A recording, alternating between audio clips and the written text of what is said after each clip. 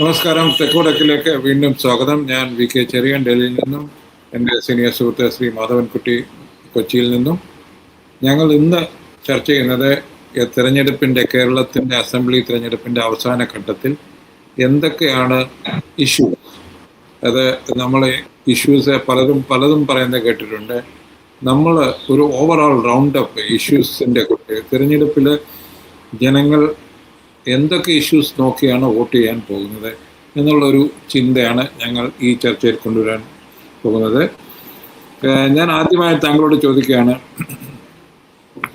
താങ്കളുടെ 60 വർഷത്തെ media experience വെച്ച് നോക്കുമ്പോൾ ഇന്ന് കേരളത്തിലെ വോട്ടർമാരുടെ മുമ്പിലുള്ള ഏറ്റവും വലിയ ഇഷ്യൂ എന്താണ്?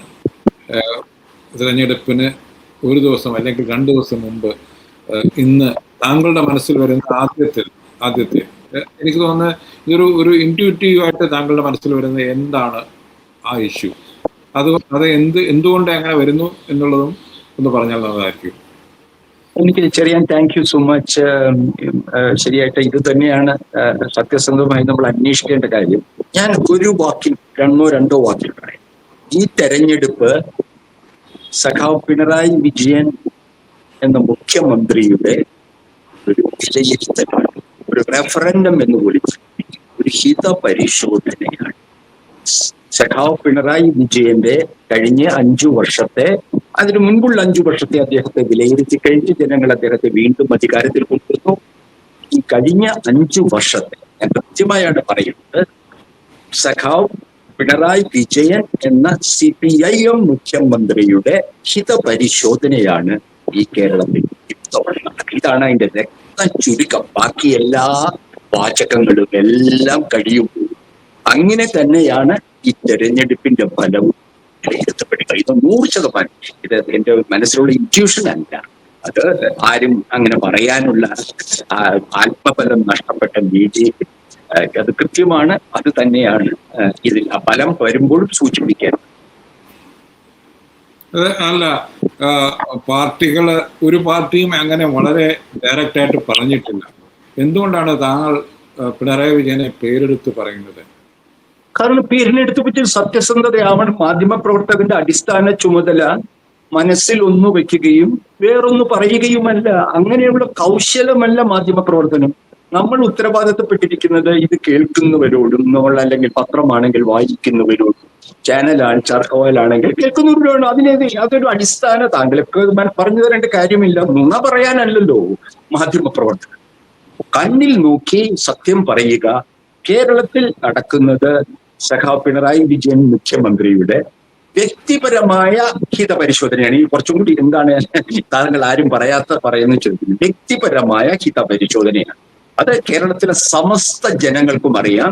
സഖാവ് പിണറായി വിജയനും അറിയാം, അദ്ദേഹത്തിന്റെ പാർട്ടിക്കും അറിയാം, സതീശനും നമ്മുടെ രാജീവ് ചന്ദ്രശേഖരനും അറിയാം, ഓരോ വോട്ടർക്കും അറിയാം. ഇത്തവണ വോട്ടിംഗ് ബൂത്തിൽ പോകുമ്പോൾ ബാക്കിയുള്ള എല്ലാ വാചാടോപങ്ങൾക്കും മാധ്യമ സൂത്രങ്ങൾക്കും അപ്പുറം വളരെ നിർണായകമായിട്ടുള്ള ഹിതപരിശോധനയാണ്, രാഷ്ട്രീയ ഹിതപരിശോധനയാണ്. വലിയ പ്രത്യാഘാതങ്ങൾ ഉണ്ടാക്കാവുന്ന ഹിതപരിശോധനയാണ്. താങ്കൾ പറഞ്ഞ പ്രത്യാഘാതം അത് ശ്രീ പിണറായി വിജയൻ നേതൃത്വം കൊടുക്കുന്ന CPM മാത്രമാണോ അതോ ബാക്കിയുള്ള പൊളിറ്റിക്കൽ പാർട്ടി? CPM അല്ല. താങ്കൾ ഇതിൽ കൂടുതൽ എനിക്ക് വ്യക്തമാക്കാൻ കഴിയുകയില്ല. CPM-ന്റെ ഹിതപരിശോധനയല്ല, സഖാവ് പിണറായി വിജയൻ എന്ന മുഖ്യമന്ത്രിയുടെ വ്യക്തിപരമായ അദ്ദേഹത്തെ കുറിച്ചുള്ള, അദ്ദേഹത്തിന് കേരളം എങ്ങനെ കാണുന്നു എന്നുള്ള വ്യക്തിപരമായ ഹിതപരിശോധന. വീണ്ടും നമ്മൾ പാർട്ടിയാണോ സർക്കാരാണോ എന്ന് ഞാൻ പറയാതിരിക്കുന്നത് കാരണം ഇത് വ്യക്തമാക്കാൻ കഴിയും. അപ്പൊ അതുകൊണ്ട് എനിക്ക് അതിൽ സംശയമില്ല, അതിന് വളച്ചൊടിക്കേണ്ട കാര്യമില്ല. ഇടതുപക്ഷ സർക്കാരിനെ കുറിച്ചല്ല, CPM-നെ കുറിച്ചല്ല കേരളത്തിലെ ജനങ്ങൾ വിധി എഴുതാൻ പോകുന്നത് സഖാവ് പിണറായി വിജയൻ മുഖ്യമന്ത്രി എന്ന വ്യക്തിയെ കുറിച്ചാണ്. അത് അങ്ങനെ ആരും ഇതിങ്ങനെ വളരെ നമ്മൾ എല്ലാവരും പറയുന്നത് പറയാൻ ഞാൻ ഇരിക്കണ്ടല്ലോ. ഈ 75-ാം വയസ്സിൽ ഞാൻ അതിന്റെ ഉള്ളിലേക്ക് കടക്കുമ്പോൾ താങ്കൾക്ക് അതിന് ഇത് ഒരു പറയാൻ എനിക്കും തോന്നിയത്, എനിക്കും അത് ഞാനത് യോജിക്കുന്നു. കാര്യം വെച്ചാൽ 2-3 ദിവസമായി ഇടത് മുന്നണിയുടെ ടെലിവിഷൻ ആഡ്സ് പോലും അദ്ദേഹം നേരിട്ട് വന്ന് നമ്മളോട് പറയുകയാണ്, ഞാൻ ഇതൊക്കെ ചെയ്തു, നിങ്ങൾ അതുകൊണ്ട് വോട്ട് ചെയ്യണം എന്ന് പറയുന്നത്. ഇതിൽ കൂടുതൽ എനിക്ക് തോന്നുന്നത് ഒരു നേതാവും ഇതുവരെ വന്ന നേരിട്ട്, മോഡിജി പോലും നേരിട്ട് വന്നിട്ട് നമ്മളോട് പറഞ്ഞിട്ടില്ല ഞാൻ ഇതൊക്കെ ചെയ്തിട്ടുണ്ട്, അതുകൊണ്ട് നിങ്ങൾ എനിക്ക് വോട്ട് ചെയ്യണം എന്ന് പറഞ്ഞിട്ടില്ല. അദ്ദേഹം പല രീതിയിലും അത് മാത്രമല്ല, അത് മുഖ്യമന്ത്രി എന്നുള്ളത് വെച്ചാൽ അദ്ദേഹത്തിന്റെ പാർട്ടി നേതാവ് എന്നുള്ളത് വിജയിപ്പിക്കേണ്ട അദ്ദേഹത്തിന്റെ ചുമതല, അതിന് അദ്ദേഹത്തിന് ചെയ്യേണ്ടത് അതല്ല. കാരണം നമ്മൾ മാധ്യമ പ്രവർത്തകർ, പൊതുജന വികാരം കണ്ടെത്താൻ ശ്രമിക്കുന്ന ആളുകൾ, അവരോട് പറയാൻ നമ്മൾ കാണുന്നത് നമ്മളുടെ ആകത്തുക. നമുക്കറിയാമല്ലോ, ഇപ്പൊ നമ്മൾ ഈ തെരഞ്ഞെടുപ്പ് തുടങ്ങിയതിനകത്തോടെ അതിന്റെ പ്രവർത്തനം തുടങ്ങിയതിനകത്ത് ഞാൻ താങ്കളുമായി നിരന്തരം സംസാരിച്ചു കൊണ്ടിരിക്കുകയാണ്. ഞാൻ കേരളത്തിൽ നിരന്തരം യാത്ര ചെയ്തുകൊണ്ടിരിക്കുകയാണ്. ഞാൻ ഇന്നലെ തൃശ്ശൂർ, പാലക്കാട് ജില്ലകളിലായിരുന്നു. പാലക്കാട് പ്രത്യേകം ശ്രദ്ധിച്ചിട്ട് വരികയാണ്. ഇതൊക്കെ പറയുന്നത് വെറുതെ ഇരുന്ന് വീട്ടിലിരുന്ന് മറ്റ് ചാനലുകളും പത്രങ്ങളും വായിച്ചിട്ട് പറയുന്ന രാഷ്ട്രീയ അഭിപ്രായമല്ല, അല്ലെങ്കിൽ അന്തിച്ചർച്ചയല്ല.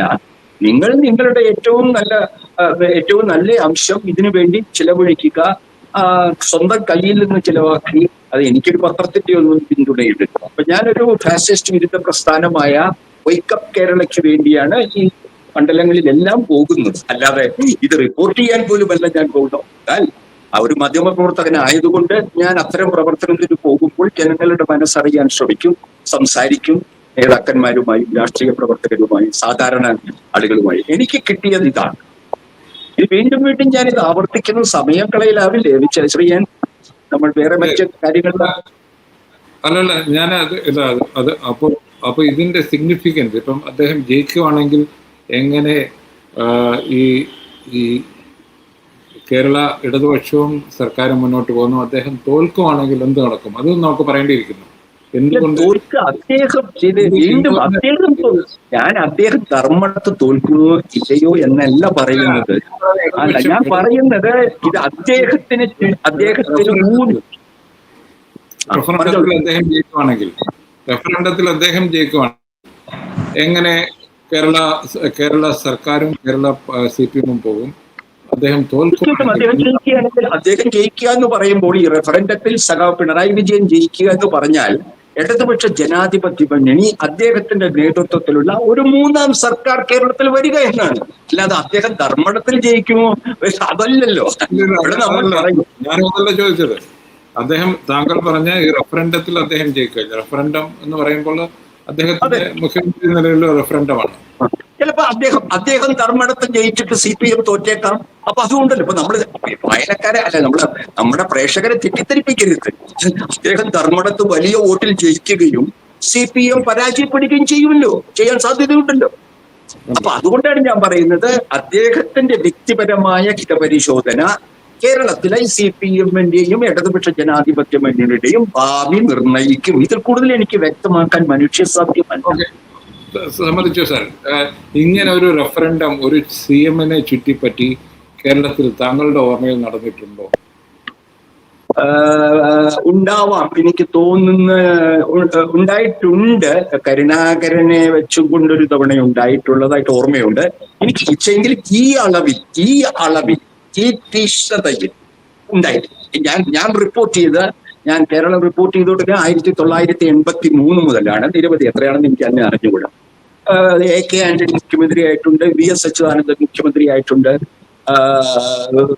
പല നിരവധി, കരുണാകരൻ, AK ആന്റണി, ഉമ്മൻചാണ്ടി, എത്ര എനിക്ക് ഓർമ്മിക്കാൻ കഴിയുന്നില്ല. പക്ഷേ ഇത്ര വ്യക്തി കേന്ദ്രീകൃതമായി ആണ് ഞാൻ പറയുന്നത്. തെരഞ്ഞെടുപ്പ് ഇത്ര രാഷ്ട്രീയ വ്യക്തിയെ ചുറ്റിയുള്ള ഒരു രാഷ്ട്രീയ ഇതായി ഞാൻ ഒരു പത്രത്തിന്റെ അംഗമല്ല. അതുകൊണ്ട് കുറച്ചുകൂടി സ്വാതന്ത്ര്യമുണ്ട് എനിക്ക് ഇന്ത്യൻ എക്സ്പ്രസ് എന്ന് വിചാരിക്കുമെന്നോ അല്ലെങ്കിൽ മനോരമയുടെ രാഷ്ട്രീയമൊന്നും എനിക്ക് തീരെ നോക്കേണ്ട കാര്യമില്ല. അതുകൊണ്ട് കൂടുതൽ കെട്ടുപാടുകളില്ലാതെ സത്യസന്ധമായി പറയാനുള്ള ഒരു ശക്തി എനിക്ക് അധികമായിട്ട് വന്നിട്ടുണ്ട്. ചാനലിന്റെ ഒന്നും ഭാഗമല്ലാതെ. അപ്പൊ എനിക്ക് പറയുന്ന ഇത് തന്നെയാണ്. ഞാൻ ഇത് ഒരു 5 മിനിറ്റായി ഇപ്പൊ ഇത് പറഞ്ഞുകൊണ്ടിരിക്കുന്നു. എനിക്ക് വേറെ എന്തെങ്കിലും പറയാൻ അവസരം തരാം സാർ? അതിന്റെ എല്ലാ വശങ്ങളും നമ്മൾ നോക്കിക്കണ്ടേ? ഇങ്ങനെ ആദ്യം കേരളത്തിലെ അതുപോലെ തന്നെ എനിക്ക് അതിൻ്റെ കൂടെ ചോദിക്കാനുള്ളത്, ഇത് എനിക്ക് അത്ഭുതമായി തോന്നുന്നത്, CPM പോലൊരു പാർട്ടിയുടെ നേതാവാണ്, പോളിറ്റ് ബ്യൂറോ മെമ്പറാണ് അദ്ദേഹം. പോളിറ്റ് ബ്യൂറോയിൽ എല്ലാവരും 75-ാം വയസ്സിൽ റിട്ടയർ ചെയ്യണം. ഞാൻ താങ്കളോട് മുമ്പ് പറഞ്ഞു എന്ന് തോന്നുന്നു. അതായത് പ്രകാശ് കാരാട്ട് സെക്രട്ടറി ആയിരിക്കുമ്പോഴാണ് ഈ 75 വയസ്സിൻ്റെ ഈ റിട്ടയർമെൻറ്റ് കൊണ്ടുവന്നത്.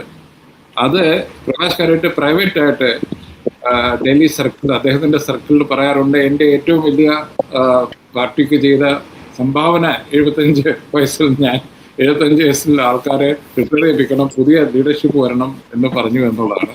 അങ്ങനെയുള്ള ഒരു പാർട്ടിയിലെ പോളിറ്റ് ബ്യൂറോ മെമ്പർ 81-ാം വയസ്സിലേക്ക് കടക്കുമ്പോൾ അദ്ദേഹത്തിൻ്റെ ചുറ്റിപ്പറ്റി ഒരു പരിശോധന പറയുമ്പോൾ അതിൻ്റെ രാഷ്ട്രീയ സാങ്കത്യം, അതായത് ആ പാർട്ടിക്കും അതിൻ്റെ ആ മുന്നണിക്കുമുള്ള രാഷ്ട്രീയ സാങ്കത്യം എന്താണ് കാണിക്കുന്നത്?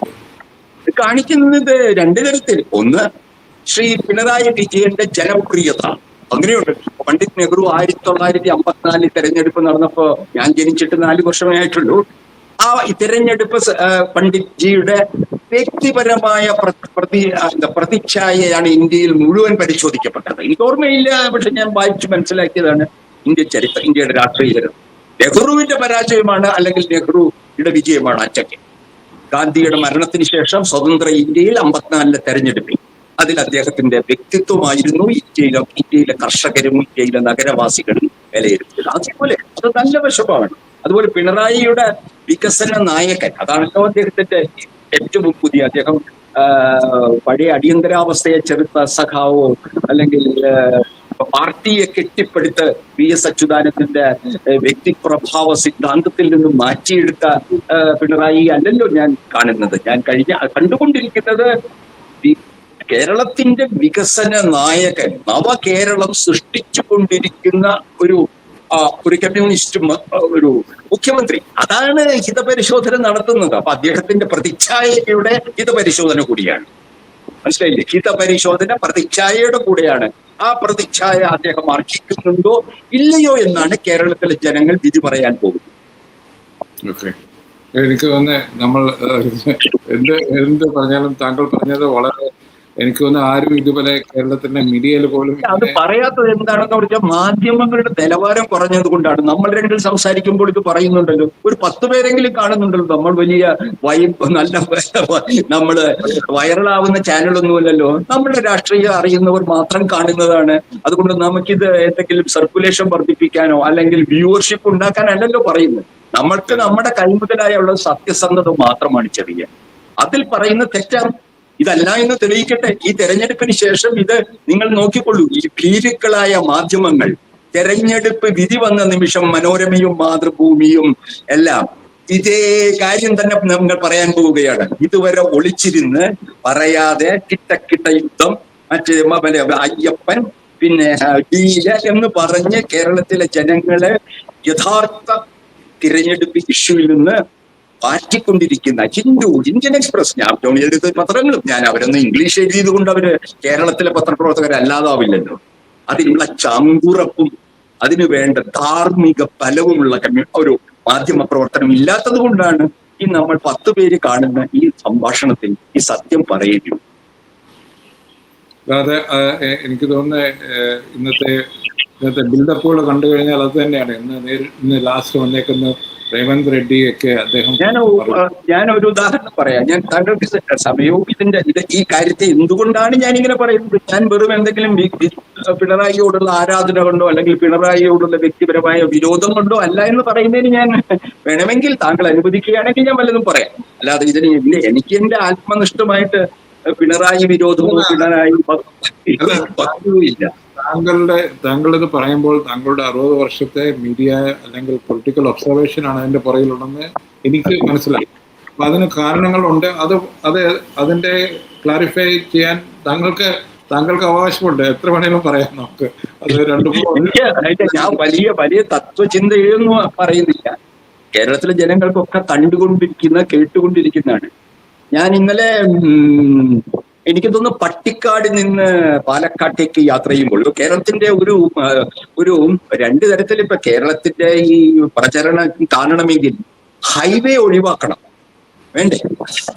ഹൈവേ ഈ കേരളത്തിലെ ശ്രീ പിണറായി വിജയനും ഗഡ്കരിയും അഭിമാനിക്കുന്ന ഈ കേരളത്തിലെ ഹൈവേയിൽ കൂടി പോയാൽ നിങ്ങൾക്ക് കേരളത്തിന്റെ പ്രചരണം അറിയില്ല. അപ്പൊ വണ്ടി കുറച്ച് പെട്രോൾ ചെലവാക്കി ഉൾപ്രദേശങ്ങളിലേക്ക് പോകണം. വെറുതെ മാധ്യമ പ്രവർത്തനം എന്ന് പറഞ്ഞ് ഹൈവേയിൽ കൂടി പോയാൽ നിങ്ങൾക്ക് ഒരു ചുക്കും അറിയില്ല കേരളത്തിന്റെ രാഷ്ട്രീയ ചിത്രത്തെ കുറിച്ച്.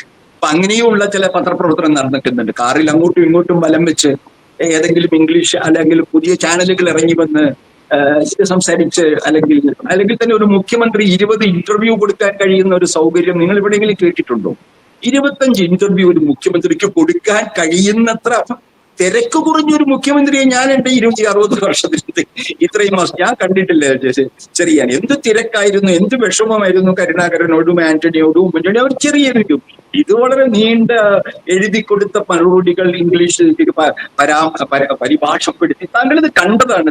ഞാനും താങ്കളും കൂടി ഇത് വീണ്ടും കാണുന്നവരെ അറിയുന്നുണ്ട്. ഞാൻ ഇന്നലെ പറയാൻ പറ്റിയത് ഏറ്റവും ഒടുവിലെ അനുഭവം, ഞാൻ പട്ടിക്കാട് നിന്ന് ഒരു 5 കിലോമീറ്ററിലുള്ള ഹൈവേയിലേക്ക് പോകുമ്പോൾ ഒരു ഫർലോങ്ങിൽ 4 പിണറായി വിജയൻ കൂറ്റൻ ബോർഡുകൾ, 1 സൈഡ് ബോർഡുകൾ ഒരു ഫർലോങ്ങിൽ. ഞാൻ അദ്ദേഹത്തിന്റെ പ്രതിച്ഛായ ജനങ്ങളിൽ തറച്ചു കയറാൻ, അതും ഈ ഹൈവേയിൽ സഞ്ചരിക്കുന്ന ഒരു പക്ഷെ വോട്ടർമാരല്ലാത്ത, അതും മറക്കരുത്, അവരെ എങ്ങനെ മുന്നാറ് കണ്ടു പോവുകയോ അല്ലെങ്കിൽ കോയമ്പത്തൂർ ബിസിനസ് കാര്യത്തിന് പോകുന്ന തമിഴ്നാട്ടുകാരനോ ഒക്കെ ആവാം. അപ്പൊ ഞാൻ പറയുന്നത് ഈ ഒരു ഫർലോങ്ങിൽ നിങ്ങൾക്ക് ഇരുവശവും 4 പിണറായി കൂറ്റൻ സൈൻ ബോർഡുകൾ. അത് എന്റെ പത്രപ്രവർത്തന ചരിത്രത്തിൽ അപൂർവം. അതുകൊണ്ടാണ് ഞാൻ അതുപോലെ തന്നെയാണ് ഞാൻ ഫെബ്രുവരി ആദ്യവാരം കേരളത്തിലുണ്ടായിരുന്നപ്പോൾ തിരുവനന്തപുരത്ത് എല്ലാ KSRTC ബസിന്റെയും പുറകിൽ ഒരു പിണറായി എന്നെ തുറച്ചു നോക്കിയിരുന്നു. ഞാനും ആദ്യമായിട്ടാണ് അത് മാച്ചു എന്ന് തോന്നുന്നു. ഇലക്ഷൻ കമ്മീഷൻ ഇടപെട്ട് മാച്ചു എന്ന് തോന്നുന്നു. അതാണ്. അപ്പൊ അതായത് താങ്കൾ പറഞ്ഞ പോലെ ഇത് പിണറായി വിജയൻ ഇടതുപക്ഷത്തിന്റെ സ്റ്റെബിലിറ്റി ആണോ എന്ന് ഈ ജനങ്ങൾ തീരുമാനിക്കാൻ പോവുകയാണ്. സത്യം ഒന്നല്ലേ ഉള്ളൂ ഒരു അടിസ്ഥാനപരമായിട്ട് ഈ ഇലക്ഷന്റെ ഹൃദയം അതാണ്. അങ്ങനെ തന്നെ ഈ ചരിത്രത്തിൽ അതിനുശേഷം വിലയിരുത്തപ്പെടും, പാർട്ടിക്കകത്തും പുറത്തും. അതന്നെ, ജനങ്ങൾ തീരുമാനിക്കട്ടെ എന്താണ് CPM-നകത്തും പുറത്തും. പ്ലീസ് ചെറിയാൻ, ഇത് പാർട്ടിക്കകത്തും അദ്ദേഹത്തിന്റെ സ്വന്തം പാർട്ടിക്കകത്തും ഇടതുപക്ഷ മുന്നണിക്കകത്തും പുറത്തും ആയിരിക്കും ഈ ഹിതപരിശോധനയുടെ ഫലം പ്രതിഫലിക്കാൻ പോകുന്നു. അതല്ലേ. അപ്പൊ അത് ജനങ്ങളാണ്, കേരളത്തിലെ പൊതുജനങ്ങളാണ് CPM-ന്റെ ഏറ്റവും സീനിയറായ ഒരു പോളിറ്റ് ബ്യൂറോ മെമ്പറുടെ ഭാവി നിശ്ചയിക്കുന്നത്. അത് അവർ നേരാവണ്ണം വിനിയോഗിക്കും എന്ന് നമ്മൾ കരുതുന്നു. നന്ദി, നമസ്കാരം.